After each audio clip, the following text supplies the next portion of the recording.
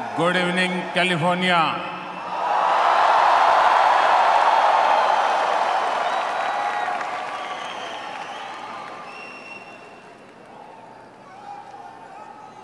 आप लोगों का उत्साह देखते ही बनता है।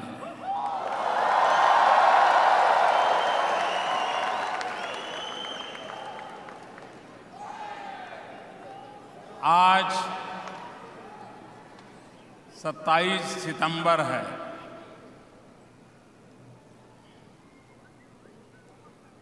और भारत में आज 28 सितंबर है।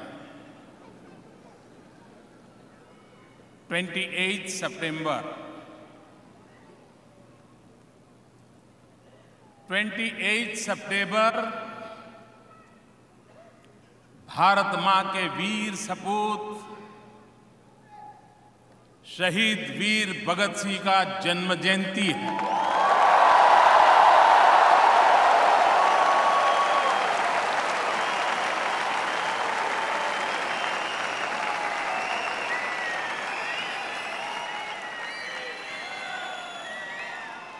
भारत मां के लाडले वीर सपूत शहीद भगत सिंह जी को मैं कोटि कोटि प्रणाम करता हूं।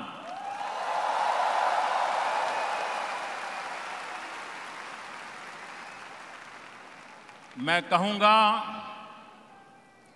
वीर भगत सिंह, आप सब लोग दोनों हाथ ऊपर करके बोलेंगे, अमर रहे, अमर रहे। वीर भगत सिंह, वीर भगत सिंह, वीर भगत सिंह।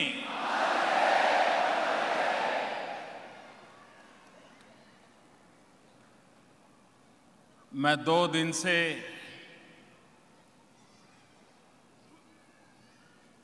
आपके इस क्षेत्र में भ्रमण कर रहा हूं। बहुत लोगों से मिलने का मुझे मौका मिला। गत वर्ष सितंबर में यूएन समिट के लिए मैं आया था। गत वर्ष 28 सितंबर को मुझे मेडिसन स्क्वायर पर देशवासियों से दर्शन करने का मौका मिला था।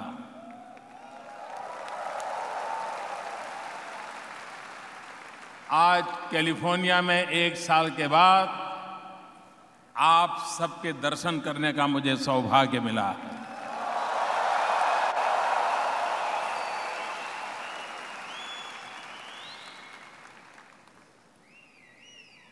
मैं आज यहां करीब करीब 25 साल के बाद आया। बहुत कुछ बदला हुआ नजर आता है।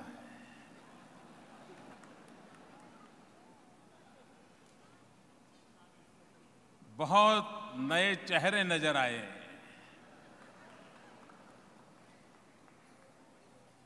एक प्रकार से हिंदुस्तान की वाइब्रेंट छवि मैं कैलिफोर्निया में अनुभव कर रहा हूं।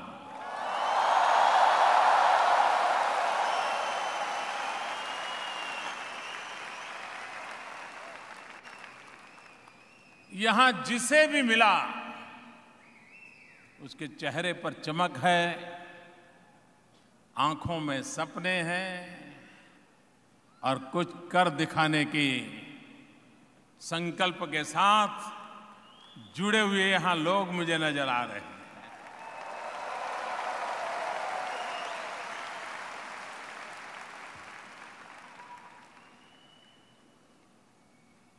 और सबसे बड़ी बात, यहां के नागरिक भारतीय समुदाय के प्रति इतना गौरव अनुभव करते हैं, उनका आदर अनुभव करते हैं, मैं इसके लिए आप सबको बहुत बहुत बधाई देता हूं, आपका अभिनंदन करता हूं।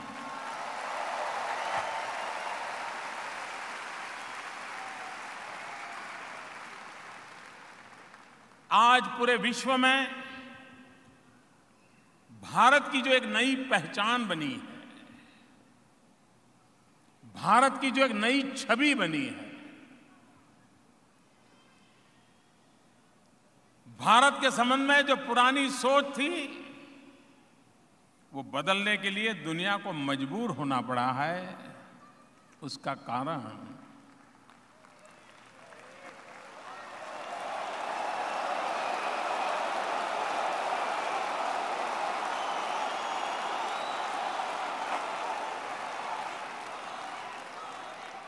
कारण आपकी उंगलियों की कमाल है।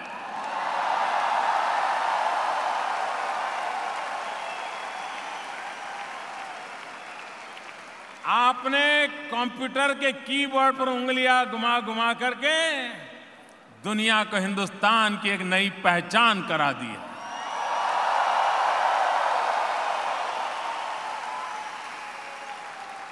आपका ये सामर्थ्य, आपका ये कमिटमेंट, आपके इनोवेशंस, आप यहां बैठे बैठे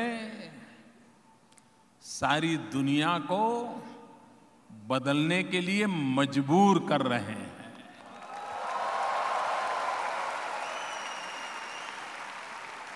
और जो बदलने से इनकार करेगा, जो बदलना नहीं है ये तय करके बैठेगा, वो 21वीं शताब्दी में इररिलेवेंट होने वाला है।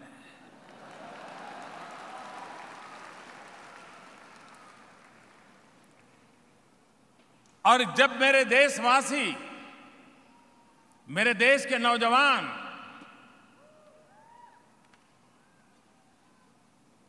विदेश की धरती पर रह करके सारी दुनिया को एक नई दिशा में ले जाते हो, तो मेरे जैसे एक इंसान को कितना आनंद होता होगा, कितनी खुशी होती होगी।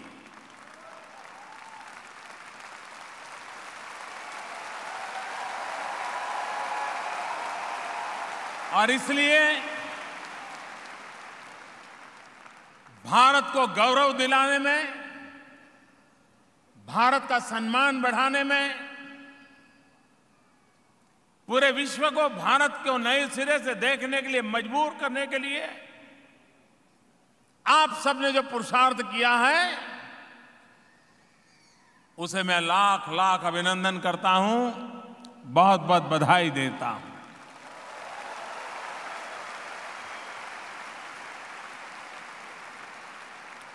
कभी कभी हमारे देश में ये बातें सुनाई देती थी,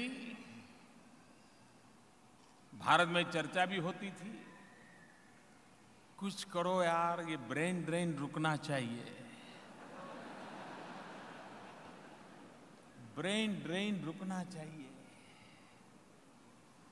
अरे मां भारती तो बहुरत्ना वसुंधरा है।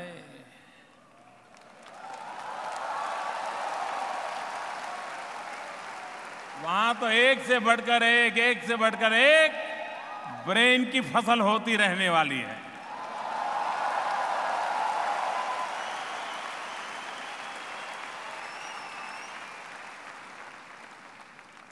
ये ब्रेन ड्रेन ब्रेन गेन भी बन सकता है, ये क्या कभी किसी ने सोचा था?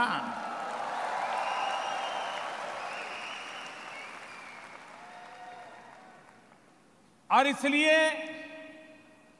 इस सारी घटना को देखने का मेरा नजरिया अलग है।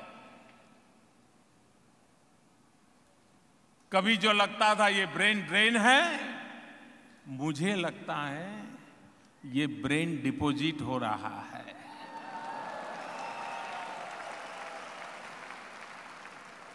और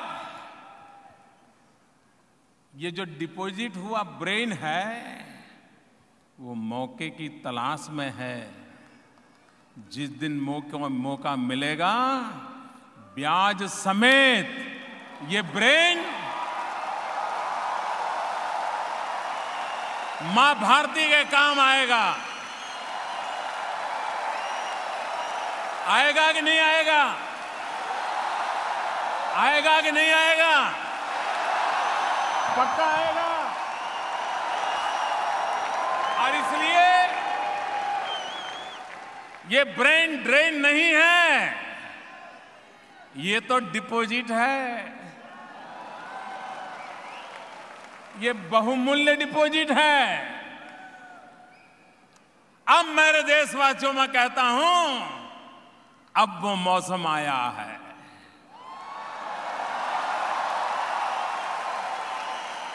अब वो मौका आया है जहां हर हिंदुस्तानी को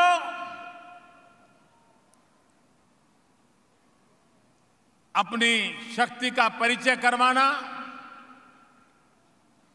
अपने ज्ञान का लाभ लेना, जिस धरती ने, जिस पानी ने, जिस हवा ने, जिस संस्कार ने हमें यहां तक पहुंचाया है, अब वो भी हमारा इंतजार कर रही है।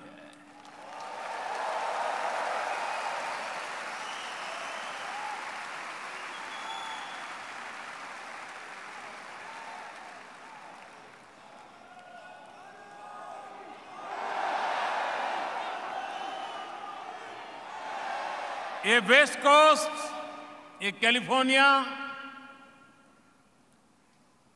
आज वो आईटी के कारण, हमारी युवा पीढ़ी के कारण, हमारे लोकतांत्रिक मूल्यों के कारण हम एक ऐसे बंधन से बंधे हुए नजर आते हैं। लेकिन अगर इतिहास के जरूर से देखें, 19th सेंचुरी में हिंदुस्तान के मेरे सिख भाई यहां आए और यहां पर किसानी करते थे और हिंदुस्तान का नाता जोड़ दिया।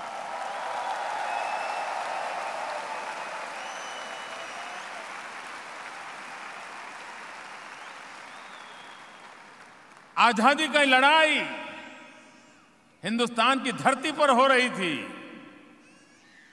देश को आजादी की ललक हिंदुस्तान में थी, लेकिन हजारों मील दूर यहां वो गदर को कौन भूल सकता है, जहां आजादी का आंदोलन की ज्योति जलाई गई। हिंदुस्तान आजाद हो, इसके लिए ये कैलिफोर्निया, ये वेस्ट कोस्ट, यहां आकर के बसे हुए हमारे सिख भाई बहन, हमारे हिंदुस्तानी, हिंदुस्तान के आजादी के जंग की लड़ाई के लिए हर प्रकार की कोशिश करते थे। ये नाता है। अगर 19वीं शताब्दी में खेत में काम करने के लिए, मजदूरी करने के लिए आया हुआ मेरा किसान भारत की गुलामी के लिए अगर बेचैन था, तो 21वीं सदी में मेरा नौजवान भारत की गरीबी के लिए बेचैन है और वो भी भारत के लिए कुछ करेगा।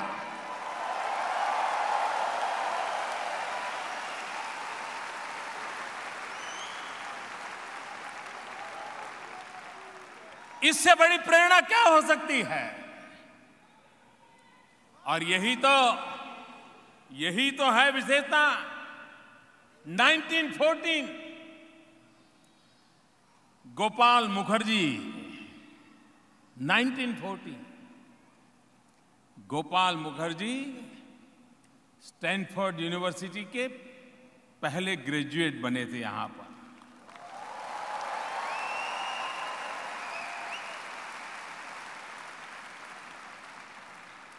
इतना ही नहीं, 1957 to 63 दिलीप सिंह सूद यहीं से कांग्रेसमैन बने थे, एमपी चुन करके आए थे और पहले भारतीय वॉशिंगटन में जाकर के बैठ करके अपनी बात बताते थे।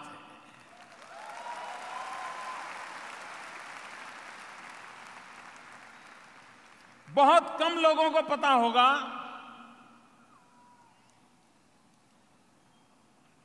भारत की आजादी के लिए जिन्होंने अपना जवानी खपा दी थी, महात्मा गांधी के आदर्शों पर जिन्होंने अपना जीवन व्यतीत किया था, और देश जब दोबारा लोकतंत्र पर खतरा आया, देश में आपातकाल लगा था,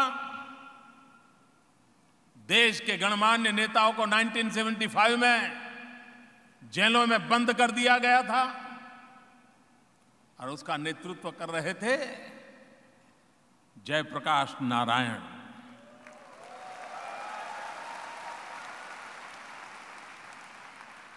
लोकनायक जयप्रकाश नारायण, आप में से बहुत लोगों को पता नहीं होगा, लोकनायक जयप्रकाश नारायण इसी कैलिफोर्निया में पढ़ाई करने के लिए आए थे।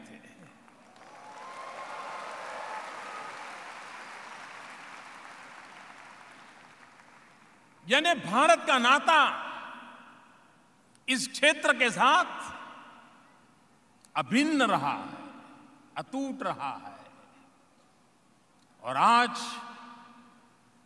एक नए विश्व के निर्माण में भारतीय समुदाय यहां बैठ करके एक भावी इतिहास का निर्माण कर रहा है। और इसलिए हर भारतीय को आप लोगों को याद करते ही गौरव की अनुभूति होती है, और इसलिए मुझे आज आपको मिलकर के अतएव आनंद होता है, प्रसन्नता होती है।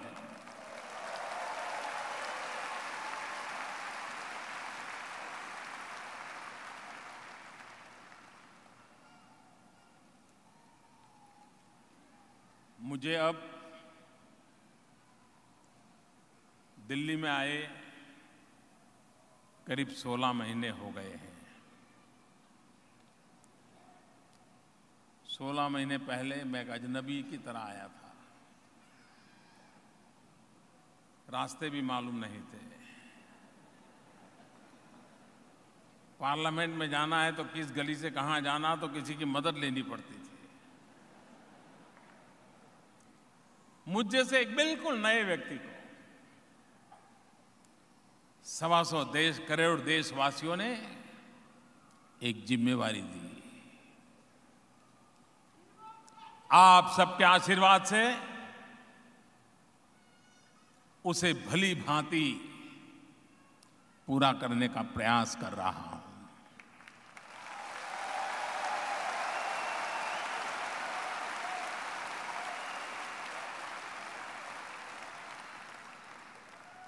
आज पूरे विश्व में, दुनिया के किसी भी कोने में जाइए, भारत के प्रति एक आशा और विश्वास के नजरिए से देखा जा रहा है।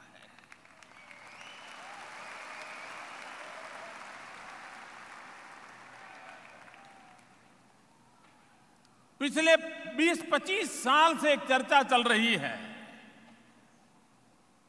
21वीं सदी किसकी?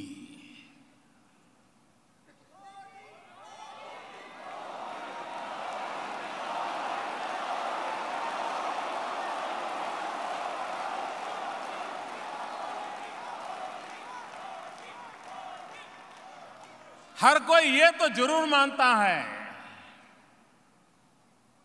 कि 21वीं सदी एशिया की सदी है। ये हर कोई मानता है, लेकिन पिछले कुछ समय से अब लोग ये नहीं कहते हैं कि 21वीं सदी एशिया की सदी है। अब लोग कह रहे हैं 21वीं सदी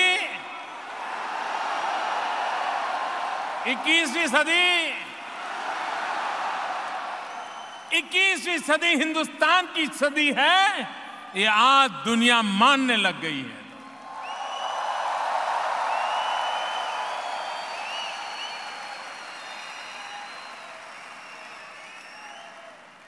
ये बदलाव क्यों आया? ये बदलाव कैसे आया?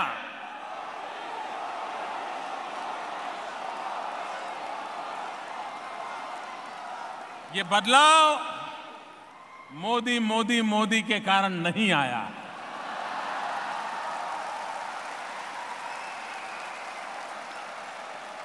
ये बदलाव 125 करोड़ देशवासियों के संकल्प शक्ति से आया है।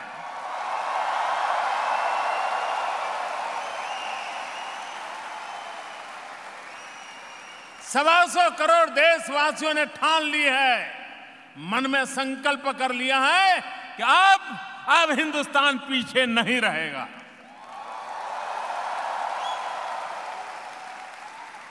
और जब जनता जनार्दन संकल्प करती है तो ईश्वर के भी आशीर्वाद मिलते हैं।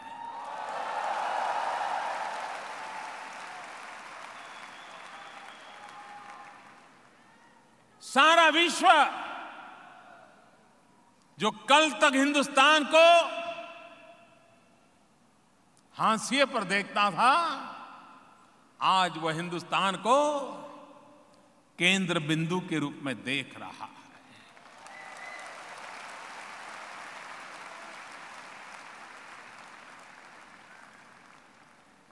कभी भारत विश्व के साथ जुड़ने के लिए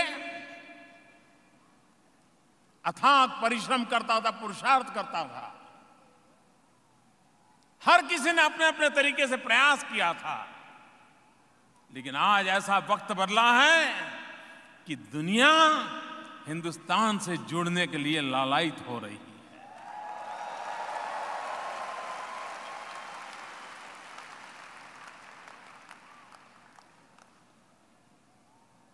ये जो विश्वास का वातावरण पैदा हुआ है, ये विश्वास का वातावरण ही हिंदुस्तान को नई ऊंचाइयों पर पहुंचाने वाला है।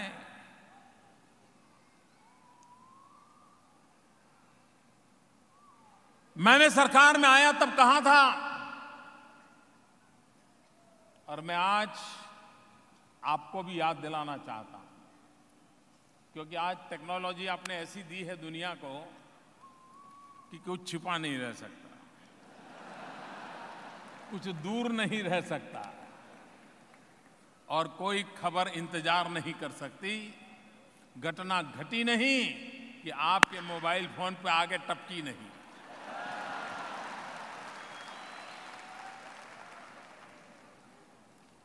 ये जो आपने काम किया है, और इसलिए आपको भारत की बारीक से बारीक खबर रहती है। कभी कभार तो अगर आप स्टेडियम में बैठ करके क्रिकेट मैच देखते हैं तो इधर उधर देखना पड़ता है, बॉल कहां गया, फील्डर कहां खड़ा है, विकेट कीपर क्या कर रहा है, मुंडी घुमानी पड़ती है।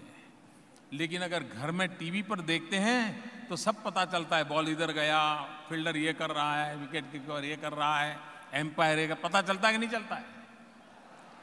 इसलिए जो हिंदुस्तान में रह करके हिंदुस्तान देखते हैं, उससे ज्यादा हिंदुस्तान बारीकी से दूर बैठे हुए आपको दिखाई देता है।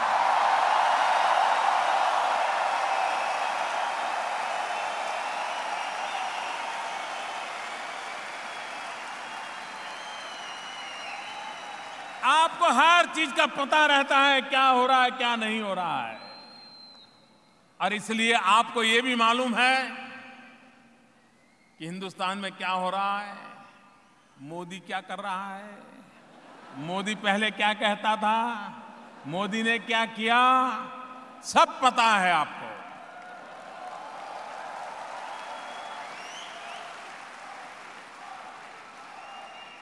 आपको याद होगा मैंने कहा था कि मैं परिश्रम करने में कोई कमी नहीं रखूंगा।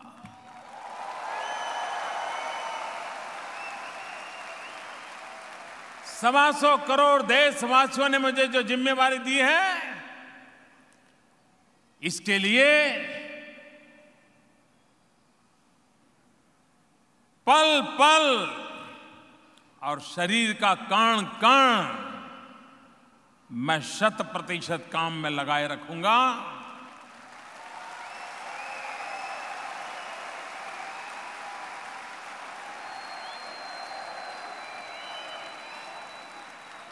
आज 16 महीने के बाद मुझे आपका सर्टिफिकेट चाहिए।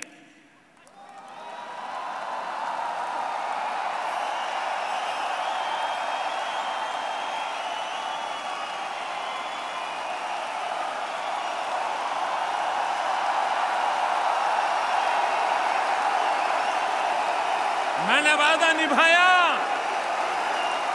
मैंने वादा निभाया, मैंने वादा निभाया। परिश्रम की पराकाष्ठा की, दिन रात मेहनत कर रहा हूं, देश के लिए कर रहा हूं। मैंने आपको आपने मुझे जो जिम्मेवारी दी है और मैंने जो वादा किया था, वो पूरी तरह मैं उसका पालन कर रहा हूं भाई।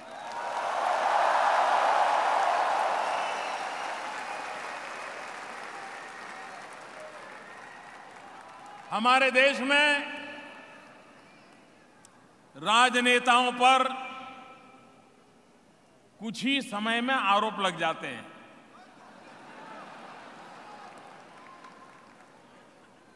इसने 50 करोड़ बनाया, उसने 100 करोड़ बनाया,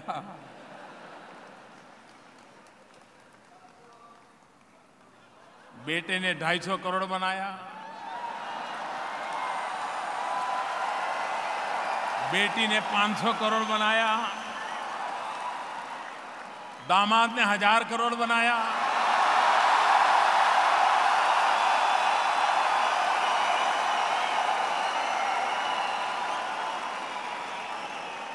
चचेरे भाई ने कॉन्ट्रैक्ट ले लिया,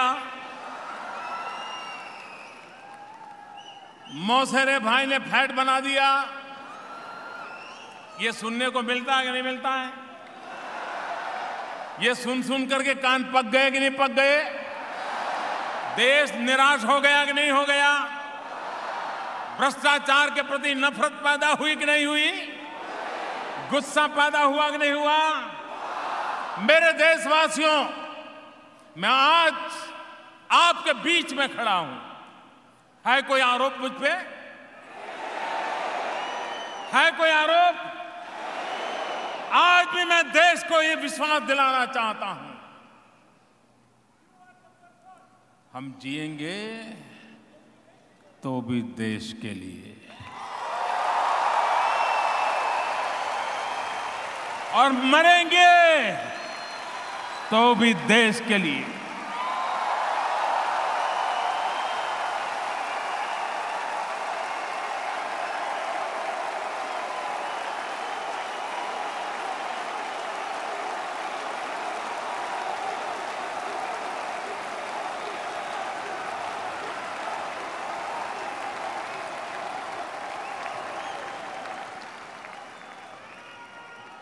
भाइयों बहनों,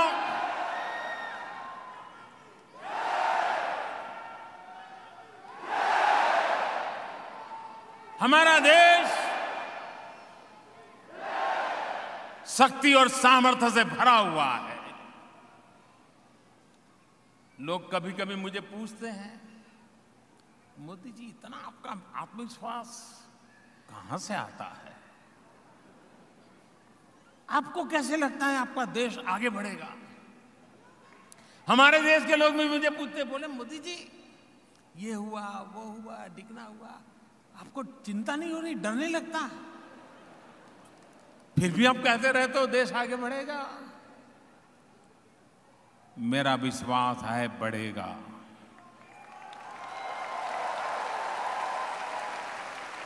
विश्वास इसलिए है कि मेरा देश जवान है।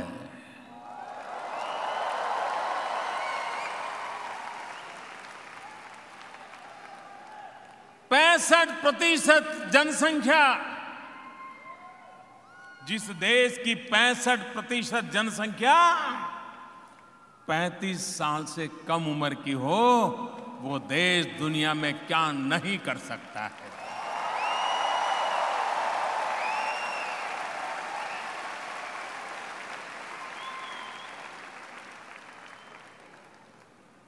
$800 मिलियन जिस देश के पास नौजवान हो, 1600 मिलियन भुजाएं हो, वो क्या कुछ नहीं कर सकते हैं मेरे भाइयों बहनों। और एक बात पे विश्वास करके मैं कह रहा हूं, अब ये देश पीछे नहीं रह सकता है।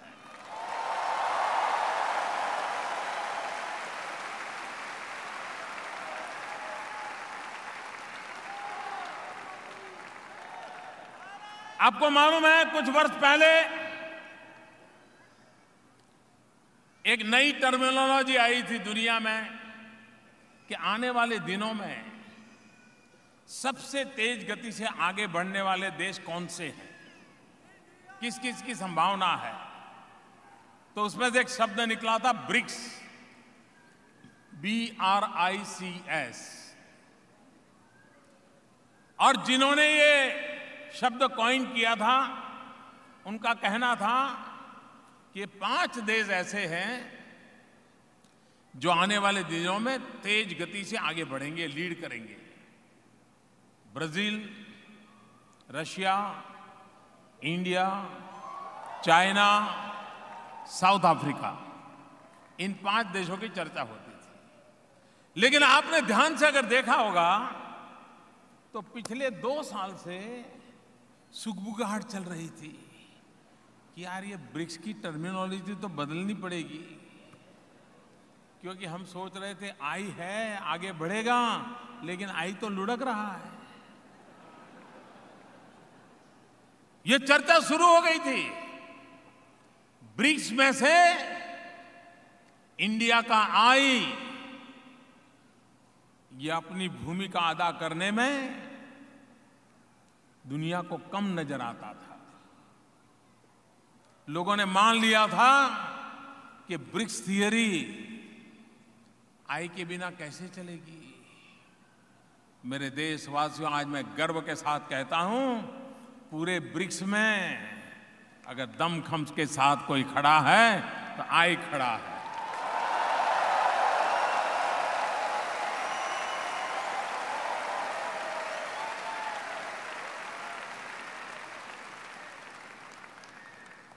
पंद्रह महीने के भीतर भीतर विकास की ऊंचाइयों को पार करने के कारण, आर्थिक स्थिरता के कारण, विकास के नए नए इनिशिएटिव के कारण आज ये विश्वास पैदा हुआ है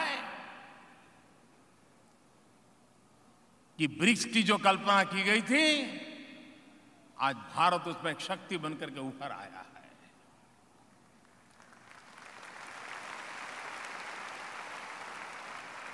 वर्ल्ड बैंक हो,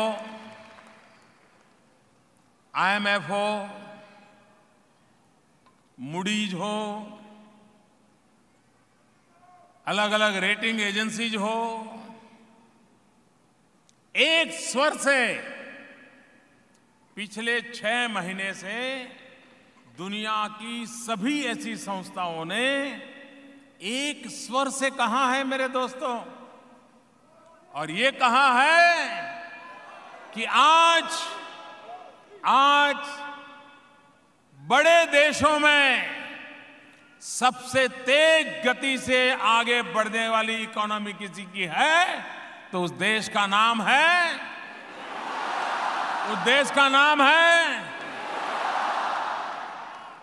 भाइयों बहनों, जिस आर्थिक क्षेत्र में भारत कुछ कर नहीं सकता है, इतना बड़ा देश, इतनी गरीबी, ऐसी हालत में देश कैसे आगे बढ़ सकता है?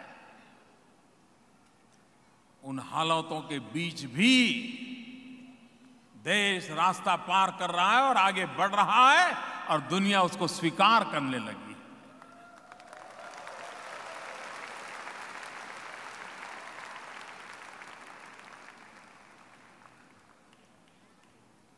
विज्ञान के क्षेत्र में भारत ने एक नई पहचान बनाई है। हमारी पहले पहचान थी उपनिषद की। भारत गौरव करता था उपनिषद, उपनिषद, उपनिषद। अब दुनिया के पल्ले तो बढ़ता नहीं था, लेकिन आज वही देश उपनिषद से बढ़ते बढ़ते उपग्रह की चर्चा करने लग गया है। उपग्रह की चर्चा।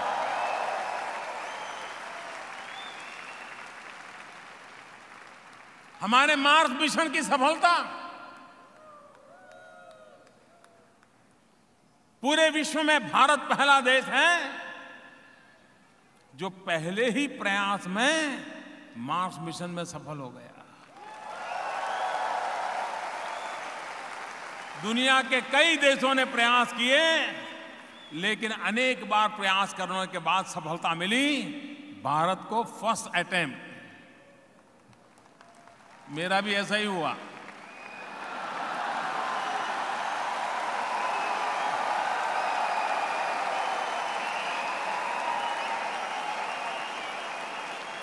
क्यों? देश की संकल्प शक्ति की ताकत देखिए, देश का सामर्थ्य देखिए। और आज स्पेस टेक्नोलॉजी का उपयोग, बहुत जमाना तो पहले हमारे यहां विवाद होता था। जब विक्रम साराभाई वगैरह थे, भाभा थे, तो भारत में चर्चा चलती थी कि हमारा गरीब देश है और ये स्पेस में क्या पड़ी है यार, ये इतने रुपये क्यों खर्च कर रहे हो, ये उपग्रह में नहीं जाओगे तो नहीं चलेगा क्या? ये बहुत चर्चा होती थी हमारे देश में। लेकिन आज वही उपग्रह देश के विकास में काम आ रहे हैं।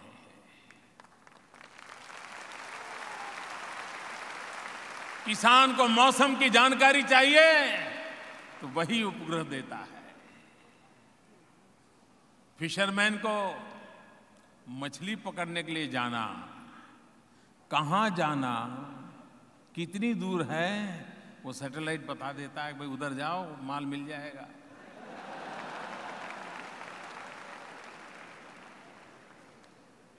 मैं जब दिल्ली में आया तो मैंने सरकार के अधिकारियों से कहा, मैंने कहा भाई देखिए जमाना बदल चुका है, हमने ई गवर्नेंस की तरफ जाना चाहिए, टेक्नोलॉजी का भरपूर गवर्नेंस में उपयोग होना चाहिए। और मेरा ये अनुभव रहा है, मैं बहुत लंबे अरसे तक एक राज्य का मुख्यमंत्री रहा, तो मेरा अनुभव रहा है कि technology, e-governance is effective governance, e-governance is easy governance, and e-governance is most economical governance.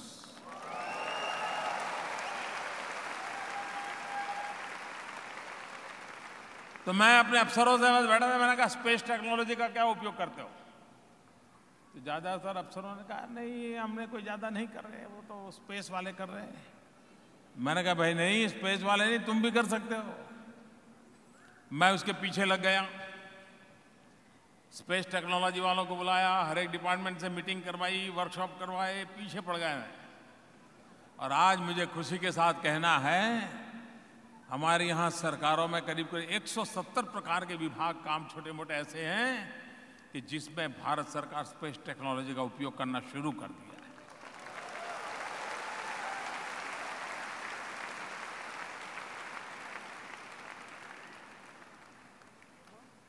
जिस प्रकार से टेक्नोलॉजी ने पूरे जगत को एक नई शक्ति दी है, नई दिशा भी दी है, और इसके लिए हमने भी सपना संजोया है, digital India.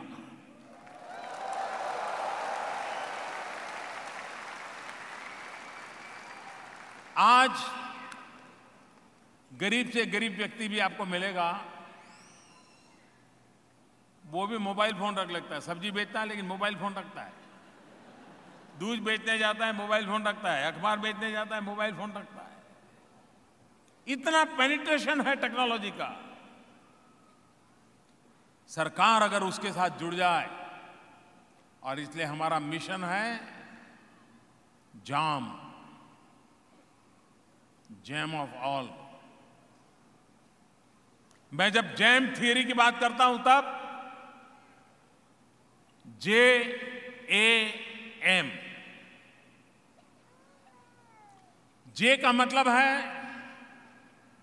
Jan Dhan bank account.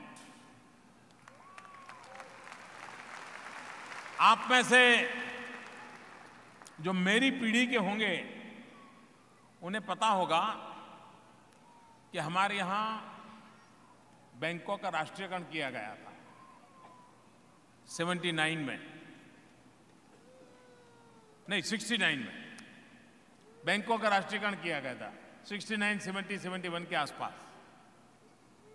और ये कहा गया था कि ये बैंक जो है वो अमीरों के काम आती हैं, गरीबों के काम नहीं आती हैं, इसलिए बैंकों का नेशनलाइज कर दी जाए।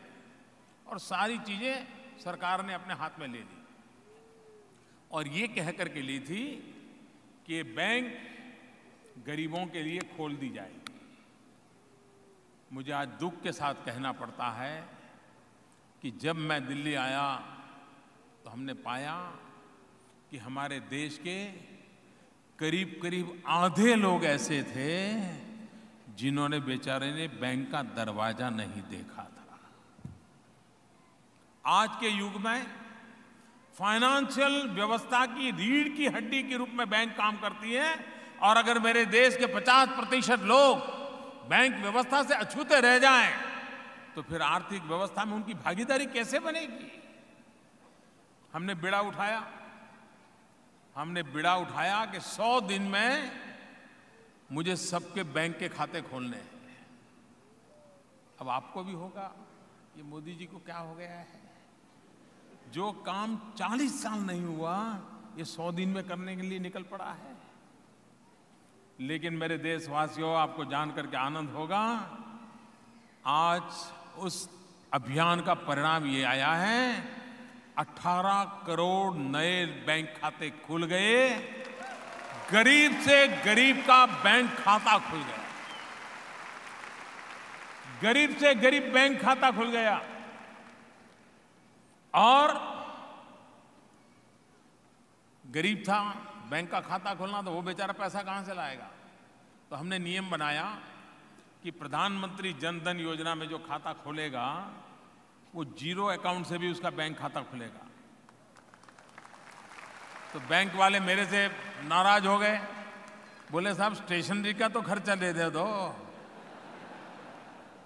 मैंने कहा हमने 40 साल तक बहुत मौज किए हैं, अब हमें पसीना बहाना होगा।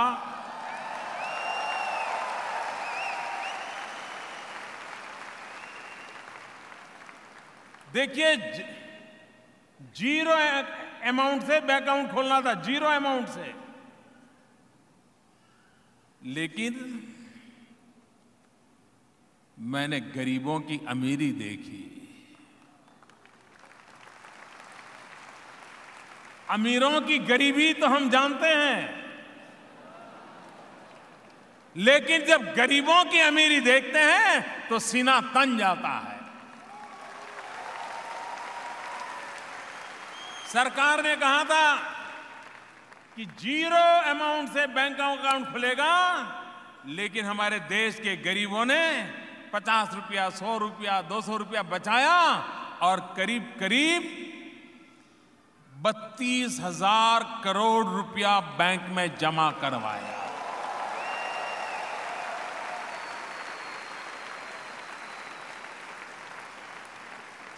देखिए, देश के लोगों का मिजाज देखिए, गरीब से गरीब व्यक्ति भी देश के लिए कुछ करने के लिए तैयार हुआ है।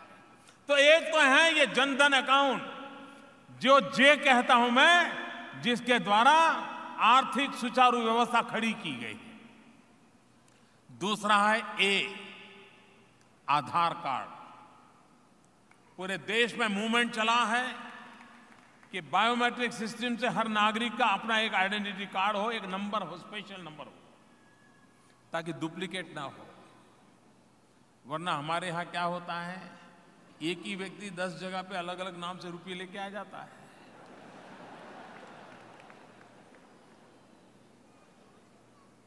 हमने आधार कार्ड को केंद्र बिंदु बनाया। और तीसरा है M, mobile governance. Mobile phone पर सरकार क्यों ना चले, नागरिकों के हक मोबाइल फोन पर क्यों अवेलेबल ना हो। तो हम JAM उसको केंद्र में रख करके जन सुखाकारी, जन सुविधाओं को लेकर के आगे बढ़ रहे हैं। और उसका परिणाम देखिए। मुझे बताइए, करप्शन से देश तबाह हुआ है कि नहीं हुआ है? करप्शन जाना चाहिए कि नहीं जाना चाहिए? लेकिन मैं अकेला करप्शन न करूं, इससे बात बनेगी क्या? कुछ और करना पड़ेगा ना। बोले बिना भी होता है, चुपचाप भी होता है। मैं आपको उदाहरण देता हूं। हमारे देश में घरों में जो गैस सिलेंडर होता है, वो गैस सिलेंडर में सरकार सब्सिडी देती है। एक एक सिलेंडर के पीछे 150-200 रुपया करीब गैस सब्सिडी जाती है सरकार की तिजोरी से, ताकि आपका चूल्हा जले। और ये सब्सिडी अमीर से अमीर को भी मिलती है और जो गरीब जिसके घर में गैस सिलेंडर होगा उसको भी मिलती है। हमने तय किया कि ये जो गैस सब्सिडी है वो सीधी आधार कार्ड के नंबर से तय करेंगे कौन कौन उसके क्लाइंट सही है, और उसका जनधन अकाउंट होगा, उसके जनधन अकाउंट में सीधे पैसे मोकलेंगे।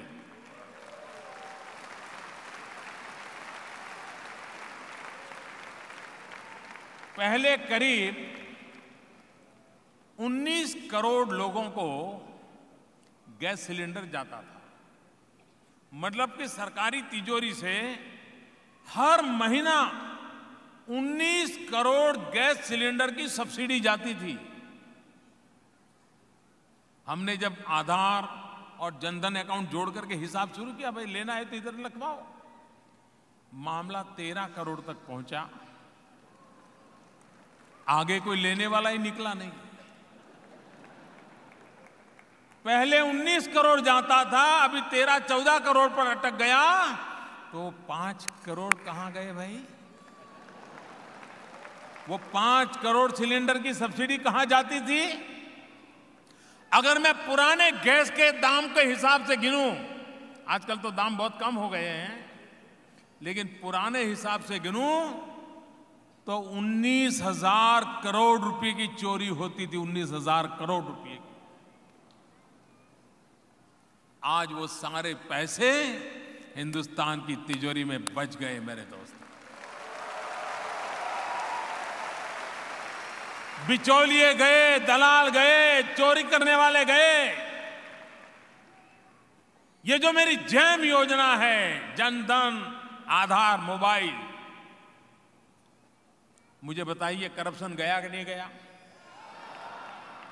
बिचौलिए गए कि नहीं गए? रुपये बचे कि नहीं बचे? ये रुपये गरीब के काम आएंगे कि नहीं आएंगे? बदलाव कैसे आता है?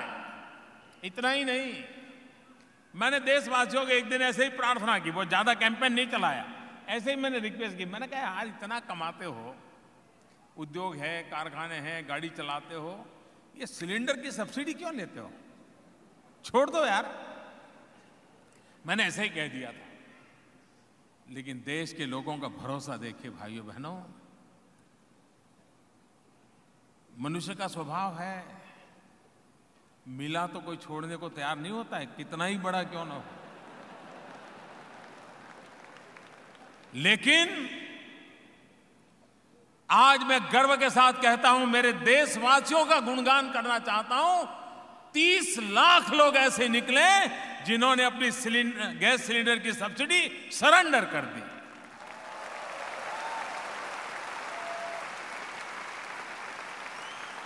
आज के युग में 30 लाख लोग सामने से वॉलंटरीली अपनी सब्सिडी सरेंडर करे, इससे बड़ी देश की ताकत क्या हो सकती है भाइयों।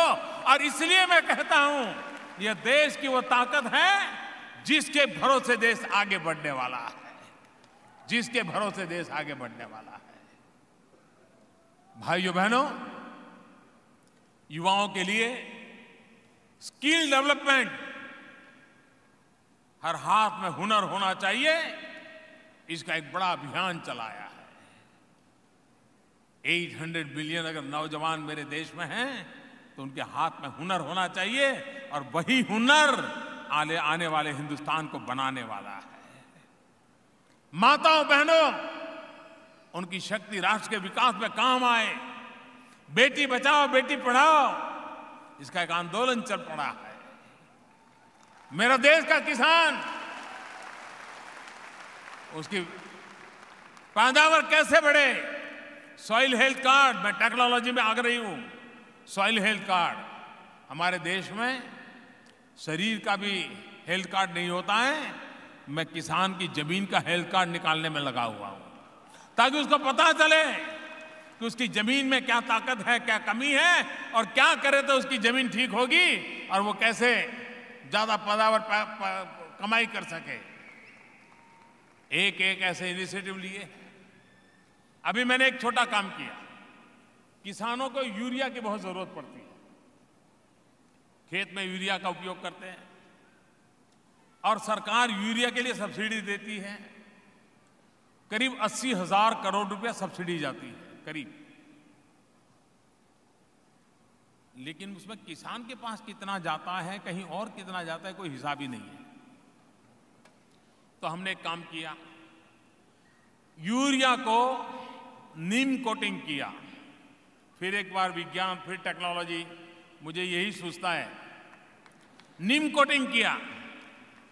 नीम कोटिंग करने के बाद उस यूरिया का उपयोग खेत के सिवा कहीं हो ही नहीं सकता है। पहले यूरिया केमिकल फैक्ट्री में चला जाता था।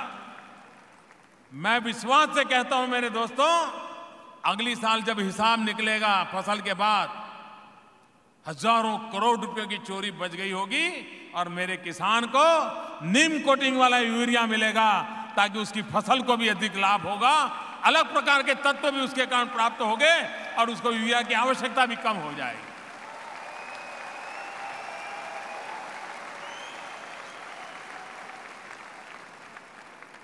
ऐसे अनेक क्षेत्रों में आज विकास की नई ऊंचाइयों को पार करने का प्रयास चल रहा है।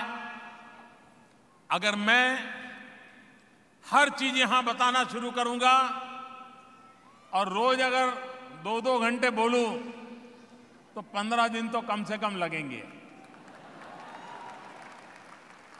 और इसलिए आज मैं थोड़ा आपको ट्रेलर दिखा करके जा रहा हूं।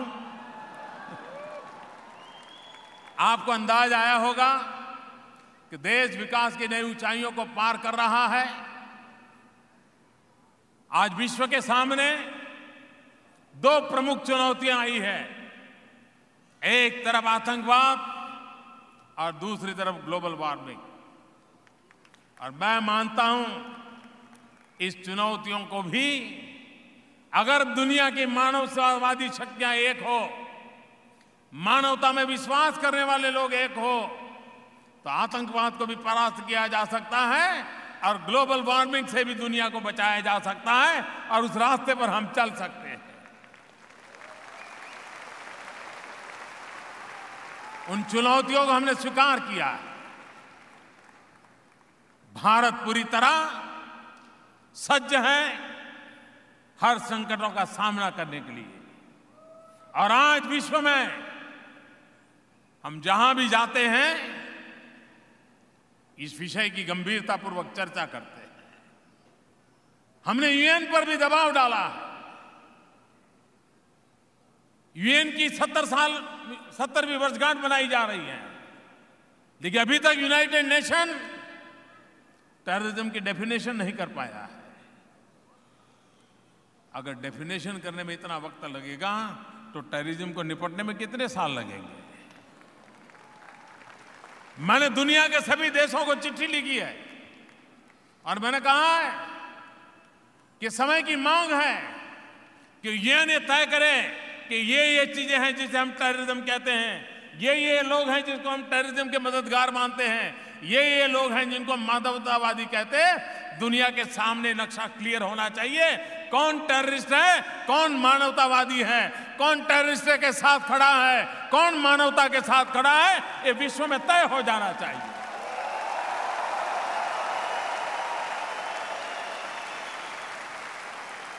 और मैं आशा करता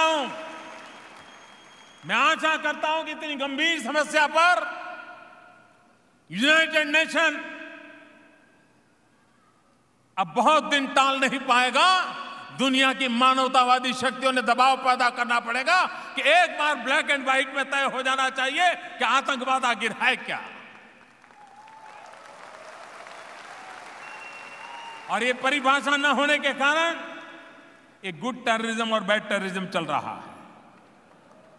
एक गुड टेररिज्म और बैड टेररिज्म से हम मानवता की रक्षा नहीं कर सकते।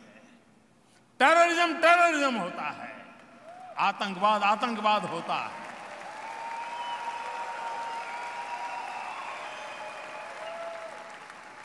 और आज आतंकवाद मुझे याद है, मैं 93 में यहां स्टेट डिपार्टमेंट के कुछ लोगों को मिला था, तो मैं उनको समझा रहा था कि हमारे देश में टेररिज्म के कारण बड़ी परेशानी है, टेररिस्ट इस प्रकार से निर्दोषों को मारते हैं।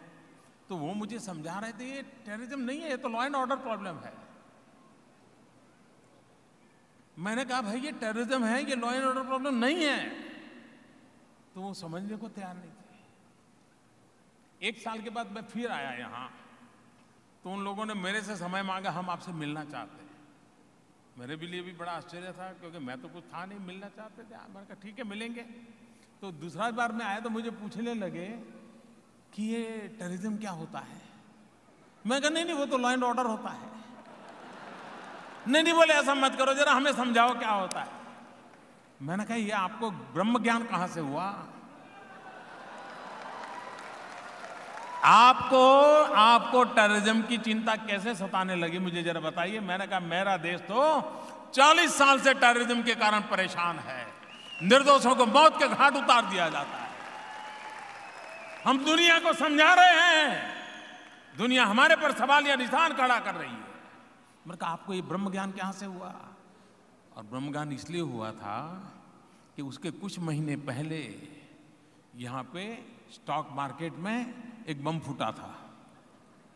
उस बम की आवाज के कारण उनको पता चला कि हिंदुस्तान में टेररिज्म क्या होता है, और तब जाकर के टेररिज्म के लिए पहचानने को दुनिया ने समझना पड़ेगा।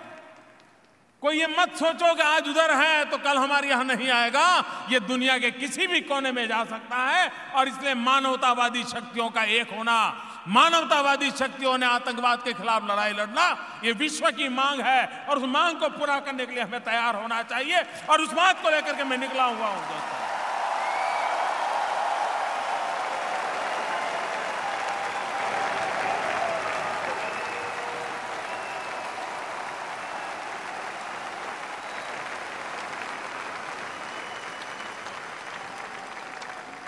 और ये यूएन की जिम्मेवारी है। जब हम 70वीं वर्षगांठ मना रहे हैं तो यूएन की जिम्मेवारी है कि दुनिया के सामने चित्र स्पष्ट होना चाहिए कि यूएन किसको टेररिस्ट मानता है, किसको आतंकवादी मानता है, और किसको मानवतावादी मानता है। एक बार नक्शा साफ होना चाहिए, ताकि फिर दुनिया तय कर लेगी किस रास्ते पर चलना है, और तभी दुनिया में शांति आएगी।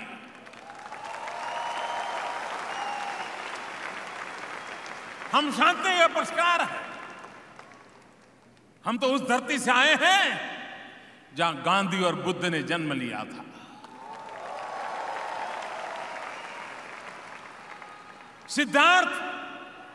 सिद्धार्थ नेपाल की धरती पर पैदा हुए थे, लेकिन सिद्धार्थ बुद्ध बने थे बुद्ध गया में आकर के।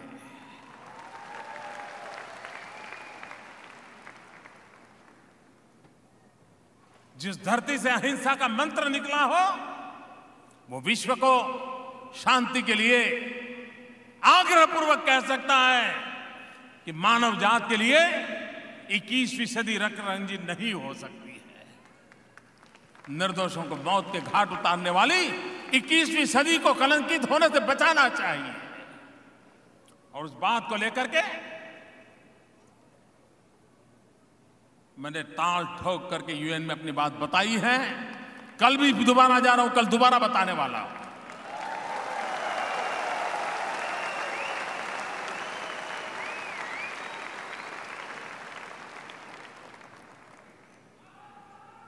कैलिफोर्निया के मेरे भाइयों बहनों, आपने जो प्यार दिया, स्वागत किया, सम्मान किया, इसके लिए मैं आपका बहुत बहुत आभारी हूं। और हम सब, हर हिंदुस्तानी का जो सपना है, हम सभी 125 करोड़ देशवासियों ने मिलकर के उन सपनों को पूरा करना है। गरीब से गरीब का कल्याण हो, नौजवान को रोजगार हो, मां बहनों को सम्मान हो, किसान हमारा सुखी संपन्न हो, गांव गरीब किसान की जिंदगी में बदलाव आए, उस बात को लेकर के हम चल पड़े हैं। आपके अनेक अनेक आशीर्वाद बने रहे, इसी एक अपेक्षा के साथ मैं फिर एक बार आपका धन्यवाद करता हूं। और मैं यहाँ के सेनेटर, यहाँ के कांग्रेसमैन इतनी बड़ी संख्या में आज आए, उन्होंने हमारे साथ भारत के प्रति अपना जो प्रेम दिखाया है, मैं उन सब का हृदय से आभार व्यक्त करता हूं। उन सभी वरिष्ठ नेता जो अमेरिका के राजनीति को नेतृत्व कर रहे हैं, उनका मैं हृदय से अभिनंदन करता हूं कि इतनी बड़ी मात्रा में यहां आए और इस कार्यक्रम की शोभा बढ़ाई। मेरे साथ दोनों मुट्ठी बंद करके पूरी ताकत से बोलिए, भारत माता की आवाज हिंदुस्तान तक पहुंचनी चाहिए। भारत माता की, भारत माता की, भारत माता की, भारत माता की, भारत माता की। एक बार फिर वीर भगत सिंह जी को याद करेंगे, आप कहेंगे अमर रहे, अमर रहे। वीर भगत सिंह, वीर भगत सिंह, वीर भगत सिंह, वीर भगत सिंह। बहुत बहुत धन्यवाद।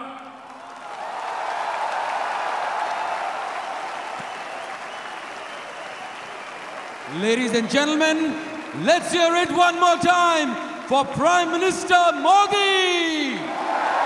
Modi! Modi! Modi! Modi!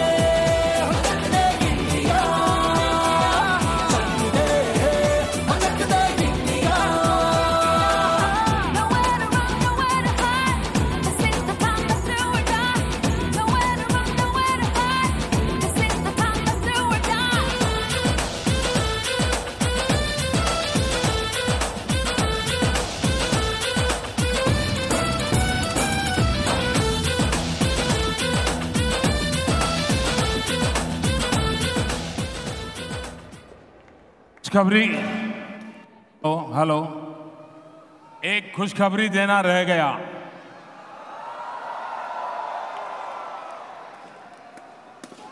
Second दिसंबर 2015, 2 दिसंबर 2015 दिल्ली से सैन फ्रांसिस्को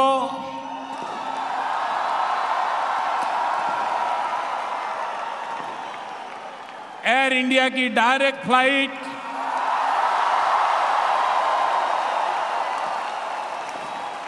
सप्ताह में 3 दिन चलेगी।